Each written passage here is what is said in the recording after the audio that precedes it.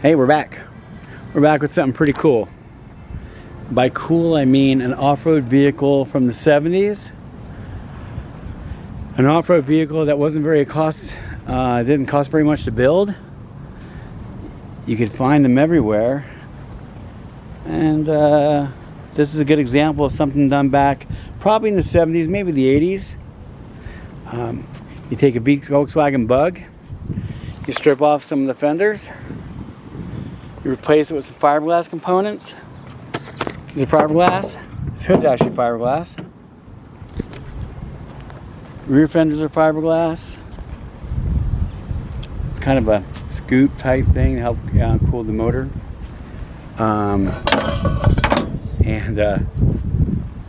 You have yourself a cool little Baja Bug.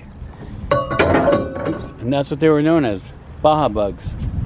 Still are. Now this one actually was built pretty well back in the day. I don't think it was actually ever finished. But this one's got a nice looking, like a push bar up front, Nerf bars here on the side. It's got steel wheels now, but I think aluminum wheels would be in its future. Decent suspension, looks like it's been lifted up a little bit. Of course, off-road tires in the back where it really needs it. The motor was built a couple years back. I'm not sure what size cc it is, but it was supposedly better than factory, obviously. It's kind of what they're going for. More horsepower, more cubic inches back in the day, or cubic centimeters in this case, like 2100 or something like that. It does have a Weber carburetor on it. MP exhaust. Another reason these things were great for off-roading is you could take them off-roading and underneath they were like basically flat as a pancake and just flat. Nothing really could hurt it under here. I don't know what this is, piece of wiring, whatever. Don't need that. But anyway, so yeah, you could just skate over rocks and stuff and don't have to worry about low overhanging stuff to get in the way, or you have to worry about damaging it. This one was set up for the street, hence these must have been the blinkers at one time. I couldn't get the headlights to work, but if you look under the hood, very basic gas tank. There's a fuse box. There's your array of wires, speedometer cables, things like that. So start tracing some wires. You can probably figure out why the headlights and taillights aren't working. This is actually missing a little rubber thing. This would actually hold this down, but it broke. A little rubber stretchy thing would go right here. But this one also has some tinted windows. Has one-piece glass, which most of them came with a vent window and a glass. So this has one-piece glass on both sides. Aftermarket seats, of course. Not really Baja seats, but hey, they're kind of more comfortable than your standard Baja seats. This one's bolted in, that one's not. They added some gauges, which was pretty typical back in the day. Of course, this one was supposed to have a radio at one time.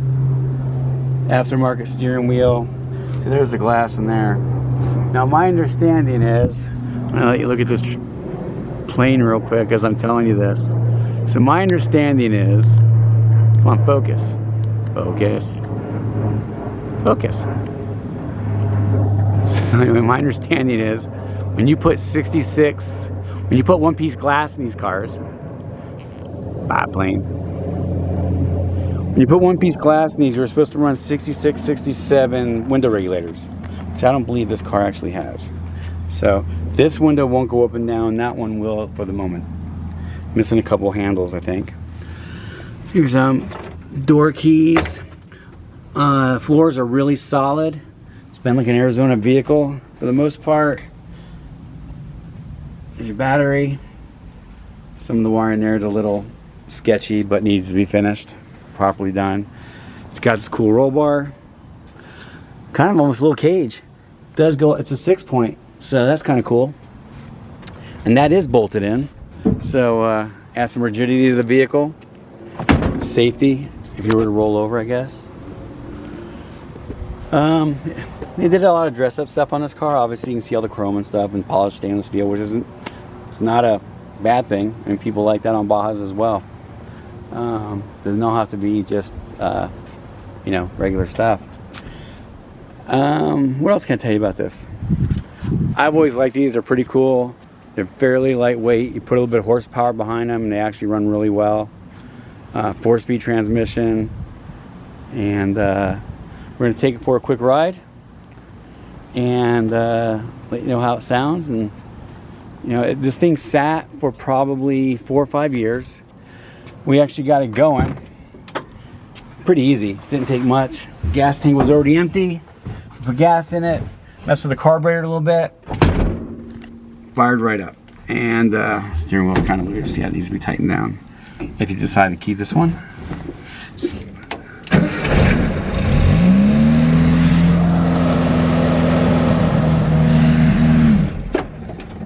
Oops, sorry. Try it again. Try neutral. So, outside.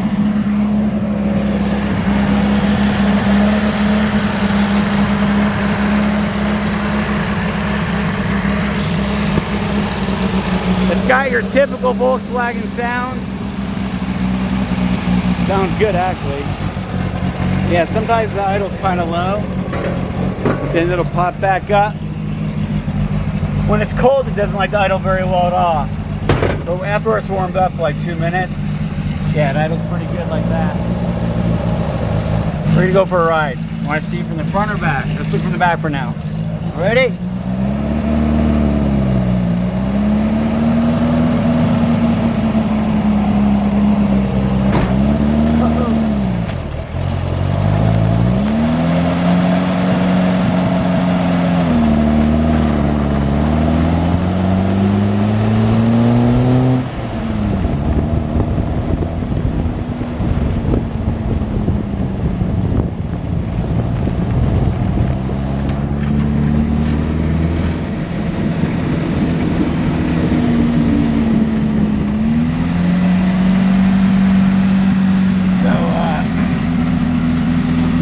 Interesting tidbit about this vehicle. Alright, so I just put the gas there.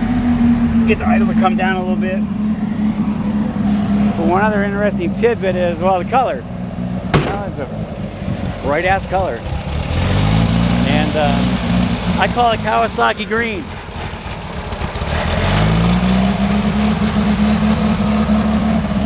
Which is not a bad thing.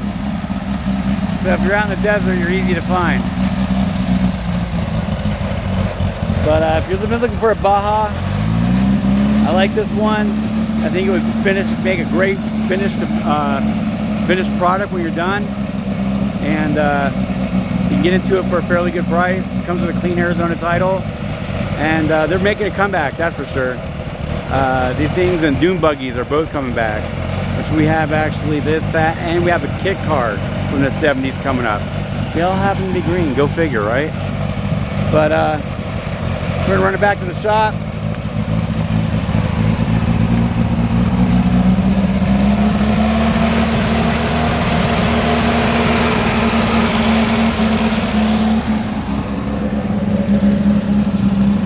And get it back to the shop. And,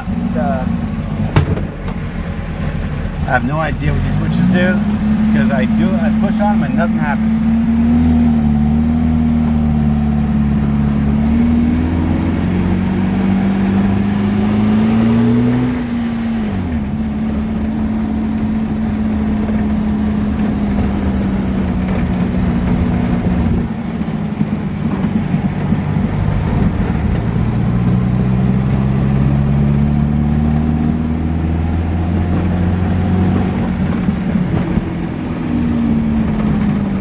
Brakes aren't bad.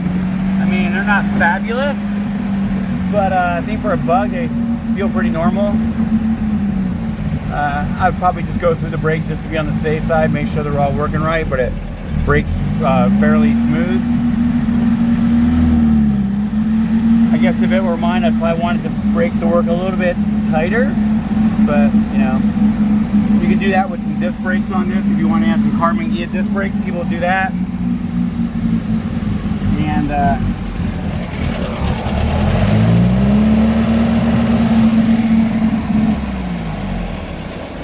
Sorry, it's a little easier here.